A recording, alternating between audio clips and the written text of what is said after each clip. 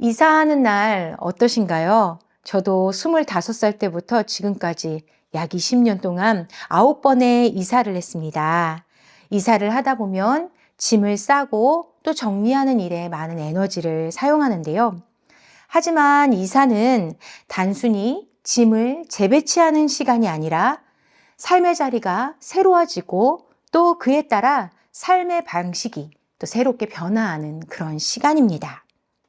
이스라엘 백성들도 하나님이 펼쳐주신 그 메마른 땅을 건너서 새로운 땅인 길갈에 섰습니다. 단순히 강 하나를 건너서 옆 동네로 이사한 것이 아닙니다. 광야 생활을 청산하는 시간이고 또 그들의 삶의 모습에 큰 변화가 일어나야 하는 시간인데요. 그리하여 하나님께서는 거룩한 땅으로 이제 막 들어선 하나님의 백성들에게 온 마음을 다해 더욱 하나님을 의지하며 살도록 예배자로 먼저 세워주십니다. 우리도 하나님이 주인 대신 이 하나님 나라를 살아가는 이들로서 오직 하나님만 높이는 예배자로 또 하나님이 받으시는 진실한 예배를 드리는 자로 서기를 주님의 이름으로 축복합니다. 첫 번째, 예배는 나의 힘을 잘라내고 주님을 바라보는 것입니다. 하나님이 펼치신 이 기적의 소식은 이미 요단 서편에 있는 왕들이 다 들었습니다. 200만이 훌쩍 넘는 큰 무리가 가축들과 많은 짐을 가지고 한꺼번에 이동했으니 마치 수백 마리의 그 물소들이 떼를 지어 막 뛰기 시작할 때 땅이 울리고 막 흙바람이 휘날리는 것처럼 그 광경은 정말 엄청났을 겁니다. 이 소식을 들은 모든 가나안의 왕들은 큰 두려움에 사로잡혔고 마음이 녹았고 정신을 잃었다고 말합니다. 마음이 녹았다는 것은요, 불에 초가 녹는 것처럼 또 햇살에 눈이 녹는 것처럼 이스라엘 백성과 싸우려던 그들의 용기와 의지들이 다 녹아 흩어져 버렸다라는 뜻이고, 또 정신을 잃었다 함은 이들 안에 더 이상 영혼이 없는 상태가 되었다는 겁니다. 싸우기도 전에 이미 패배자가 된 것이고 살아있지만 죽은 자처럼 되었다라는 것이지요. 우리 앞에 놓인 이런 적군들에게 이러한 상황들이 펼쳐졌다면 기회이지 않겠습니까? 지금 나아간다면 그들을 넘어뜨릴 가능성이 더 높지요. 하지만 하나님에게는 조급할 이유가 없습니다. 그들이 이토록 겁에 질린 것은 하나님의 능력을 보았기 때문이지요. 하나님은 언제든지 능력을 행하실 수 있는 분입니다. 그리하여 오히려 더욱더 중요한 것을 먼저 행하시는데요. 바로 이스라엘 백성들이 겁먹은 적들을 향해 시선을 두는 것이 아니라 하나님을 먼저 바라보게 하심으로 이스라엘 백성들을 거룩한 예배자로 세우고 계십니다. 2절의 말씀을 함께 읽도록 하겠습니다. 그때 여호와께서 여호수아에게 이르시되 너는 부싯돌로 칼을 만들어 이스라엘 자손들에게 다시 할례를 행하라 하시매. 하나님께서 예배자로 세우시는 방법은 할례입니다. 남자의 그 생식기 표피를 돌칼로 자르는 행위로서 이는 우리의 생명 그리고 우리의 모든 정욕을 다 하나님께 내어드린다 하는 그 하나님만 바라보고 살겠다는 우리의 그 의지적 고백을 우리 몸에 새기는 것이죠. 나의 삶이 내 힘에 있지 않고 하나님 손에 있다는 것을 시인하는 거룩한 예식입니다. 할례의 시작은 언제부터였을까요? 하나님은 아브라함에게 가장 먼저 말씀하셨는데요. 그 의미를 창세기 17장 1절에서 보겠습니다. 아브라함이 99세 때에 여호와께서 아브라함에게 나타나서 그에게 이르시되 나는 전능한 하나님이라 너는 내 앞에서 행하여 완전하라. 아브라함이 할례의 명령을 받은 때는 99세입니다. 노쇠했지요. 아내 사라도 생명을 가질 수 있는 태가 이미 닫힌 상태였어요. 현실은 모든 것이 불가능해 보이는데 하나님은 아브라함과 사라에게 생명을 약속하실 뿐만 아니라 너는 내 앞에 행하여 완전하라 명령하시는데요. 99세 된 이 노쇠한 아브라함에게 너무 무리한 요구가 아닐까요?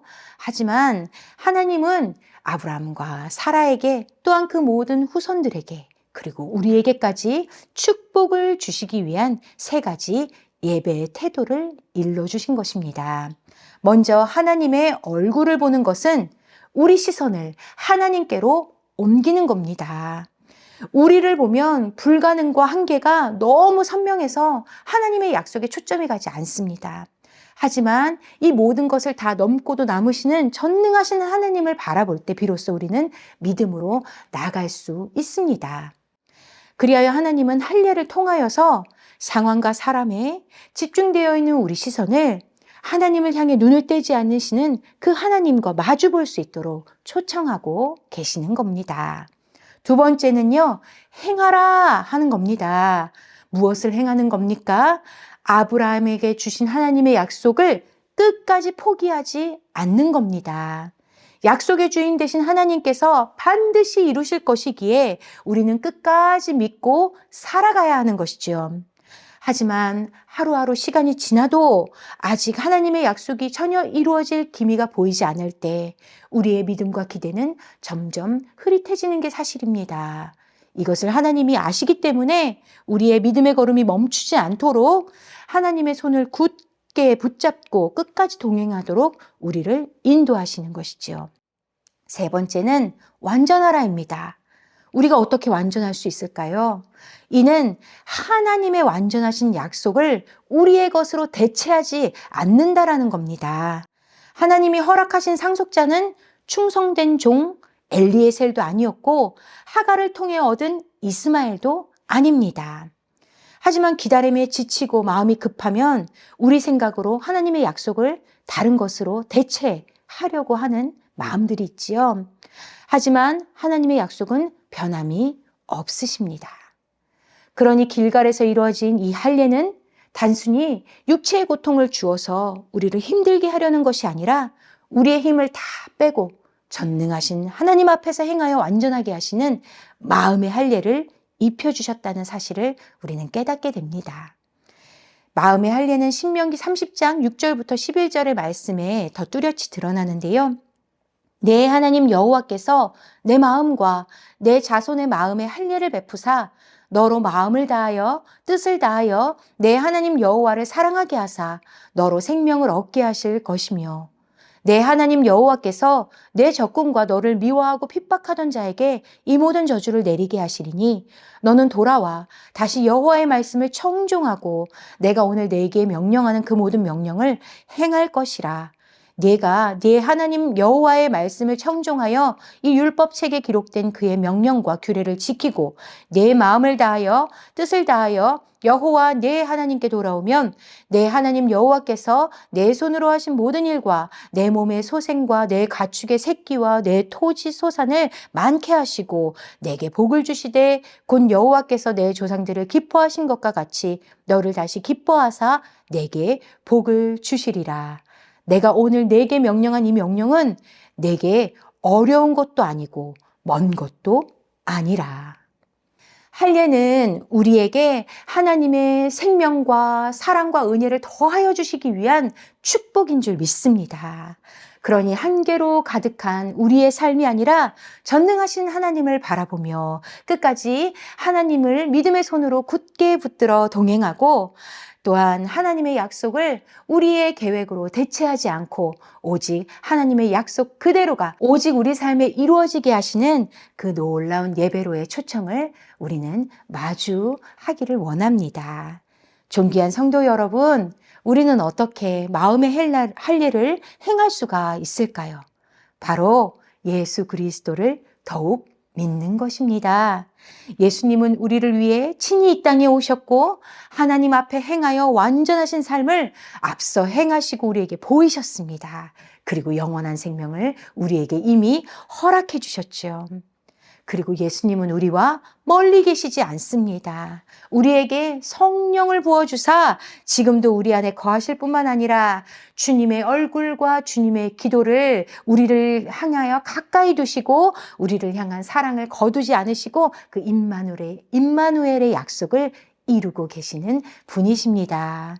그러니 우리는 매일 나 자신과 상황 가운데 흔들리지 않고 주님을 향한 시선을 고정하기를 축복합니다.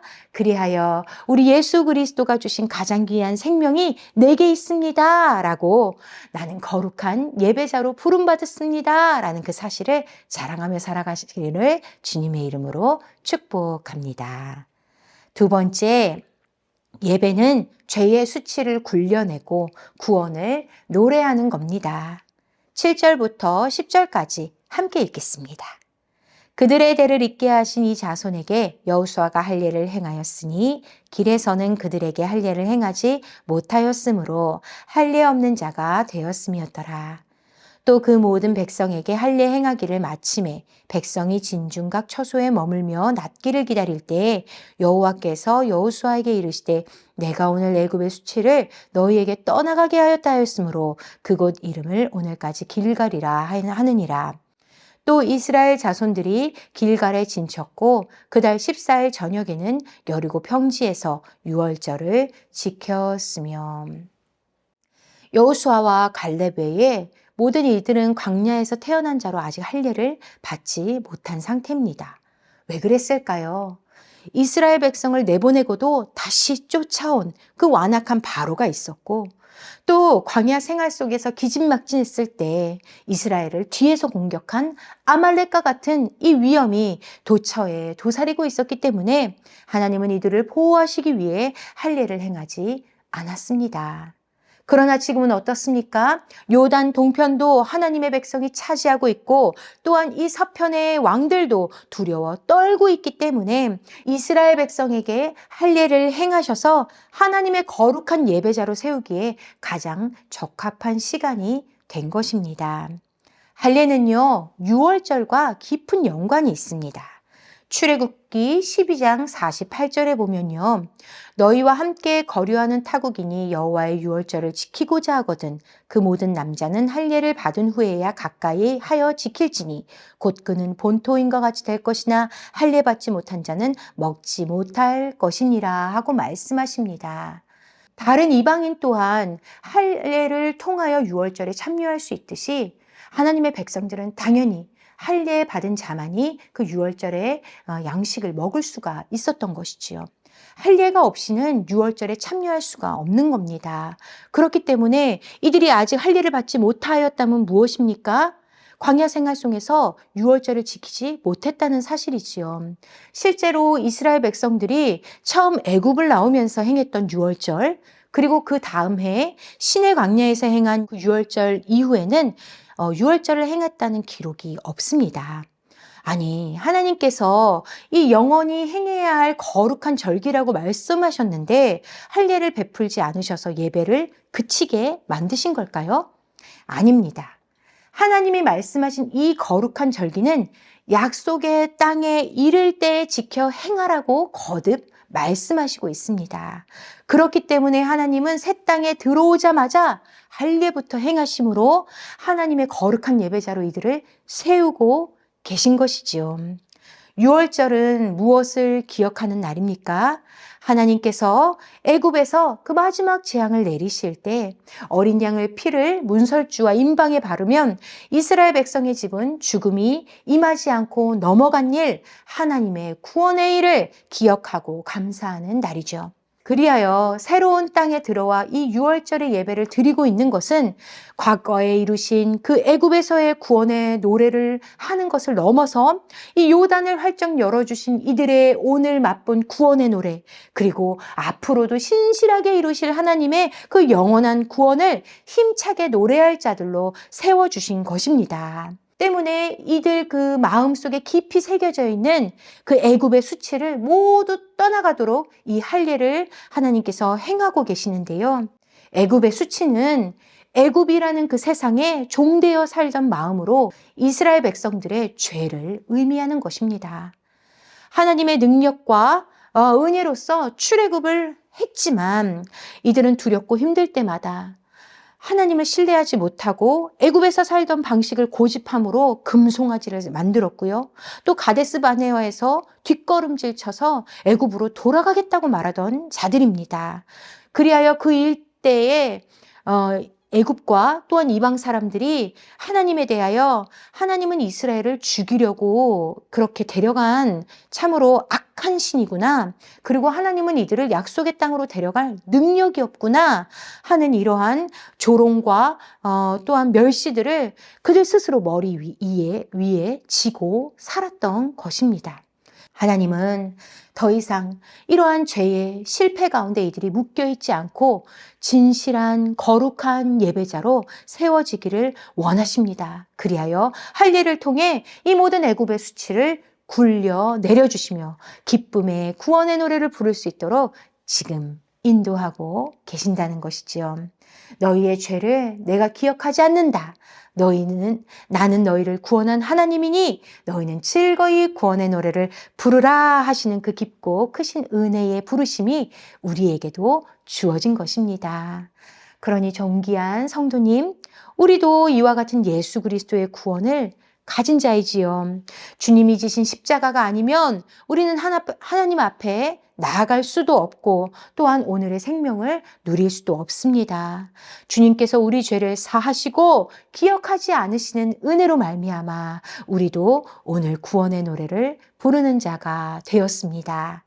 그런 우리가 세상에 살면서 자꾸 세상과 비교하게 되면 하나님이 나를 미워하신다. 하나님이 나에게 행하실 능력이 부족하다 고백하는 것과 같은 것입니다. 그러고 하나님은 우리가 그런 또한 죄의 자책에 우리를 머물러 있게 두기를 원하지 않으십니다. 우리에게 아들을 내어주시고 모든 죄와 실패를 다 굴려주시며 우리를 오늘도 사랑하시는 그 하나님께로 감사로 나아가 우리 구원을 기쁨으로 노래하는 자들이 되기를 주님의 이름으로 축복합니다. 자, 마지막 세 번째, 예배는 수고함으로 은혜를 맛보는 것입니다. 우리 11절과 12절을 함께 읽도록 하겠습니다. 6월절 이튿날에 그 땅의 소산물을 먹되 그날에 무교병과 볶은 곡식을 먹었더라. 또 그 땅의 소산물을 먹은 다음 날에 만나가 그쳤으니 이스라엘 사람들이 다시는 만나를 얻지 못하였고 그 해에 가나안 땅의 소출을 먹었더라. 이스라엘 백성들은 새로운 땅에서 소산물을 처음 먹었습니다. 그리고 그 다음날 만나가 그쳤는데요. 이는 갑작스러운 통보가 아닙니다. 하나님은 늘 약속의 땅에서 행할 거룩한 세 번의 예배에 대해서 말씀해 주셨는데요. 첫째는 앞서 말했던 6월절이고 둘째는 77절 그리고 셋째는 수장절입니다. 77절은 7자를 2번으로 반복하는 것이지요. 7일씩 7번을 보낸 뒤 지키는 절기입니다. 6월절 기간 중에 그 안식일 다음 날부터 50일째 되는 날에 이루어지는 예배로서 수고하여서 밭에서 거둔 첫 열매가 이때쯤 추수하게 되는 것이지요. 그리하여 이것을 그 첫 열매를 하나님께 드리는 날이 됩니다. 그리고 수장절은 한 해에 거둔 수확물을 저장하는 날입니다. 지난 광야의 시간을 기억하면서 지금도 우리를 보호하시고 풍성한 은혜로 공급하시는 하나님께 감사하는 날로서 이 77절과 수장절은 모두 땅의 소산과 연결되어 있습니다. 그리고 하나님이 요청하신 이 세 번의 예배는 모두 하나님을 향한 감사의 예배이지요. 이는 하나님께서 그 백성들을 책임지신다는 확실한 약속이 이 예배 안에 깃들어 있는 겁니다. 그리하여 오늘 이스라엘 백성들이 자신이 심지도 않고 가꾸지도 않은 그 가나안의 소산을 먹기 시작했다는 것은 이제 이 땅에서 하나님을 향한 거룩한 그 감사의 삶이, 그 예배의 삶이 너희에게 시작되었다라는 그 신호탄의 울림인 것이지요. 그러면 우리는 아무 일도 하지 않아도 되는 겁니까? 그냥 하나님만 바라보고 있으면 우리 앞에 그렇게 무찔러야 하는 적들도 스스로 다 물러나게 되는 걸까요? 그렇지 않죠. 땅의 소산을 얻으려면 힘써서 땅을 정복해야 하고 그리고 그 땅을 얻었다면 그 땅을 힘써 경작해야 하는 것입니다. 하나님을 예배하며 사는 삶은 우리 앞에 놓인 노동, 즉 힘써 땀을 흘리기까지 애쓰는 순종의 사명과 또한 전쟁의 사명을 감당하는 것이지요. 놀랍게도 하나님은 아담에게 축복을 주실 때에 바로 경작하며 지키는 노동의 삶을 선물로 주셨습니다. 경작하다는 히브리어는 예배하다와 같은 단어를 사용합니다. 바로 아바드라는 단어인데요. 하나님의 나라와 그 뜻을 구하며 수고하며 살아가는 우리의 삶을 하나님이 받으시는 예배가 되게 하신다라는 사실입니다. 그리하여 하나님은 이스라엘 백성을 예배의 삶으로 초청하시고 그들이 하나님 앞에서 수고하며 살아갈 때 허락하실 이 열매를 미리 맛보아 알게 하신 것이죠. 그러니 이들은 이것을 맛보며 내일을 기대할 수 있었을 것입니다. 존귀한 아이빗교회 성도 여러분, 여러분이 그 삶의 자리에서 얼마나 최선을 다해 살아가고 계시는지 저도 알고 있습니다. 참으로 축복하고 또 존경하는 마음을 가지고 있습니다. 하지만 때론 우리의 애씀의 시간을 지날 때 힘에 부칠 때가 있고 지칠 때가 있습니다. 그리고 나만 힘든가? 나만 어려운가? 이렇게 고민이 될 때도 있지요. 하지만 하나님은 우리의 이 모든 수고, 헌신, 이 눈물을 다 보고 계신다는 사실을 기억하시기 바랍니다. 우리가 말씀으로 힘을 얻어서 다시 일어나 그 자리로 나아가고 또한 기도하며 최선을 다하여 그 하나님의 뜻을 따르기 위해 애쓰는 삶을 하나님은 기쁨의 예배로 받아주신다는 사실이 여러분의 위로가 되시기를 저도 함께 기도합니다. 우리 앞에 계시는 하나님이 우리의 땀방울이 떨어진 자리에 아름다운 생명의 열매를 맺어주실 것이요. 또한 그 영혼의 평강으로 풍성히 채워주실 것을 믿습니다. 그러므로 날마다 하나님을 더욱 바라보고 우리를 구원하신 하나님을 힘써 노래하며 그리고 우리의 삶의 자리 가운데 함께 하시는 주님의 열매를 가득 누리는 그러한 인생을 살아가시기를 주님의 이름으로 축복합니다. 아멘.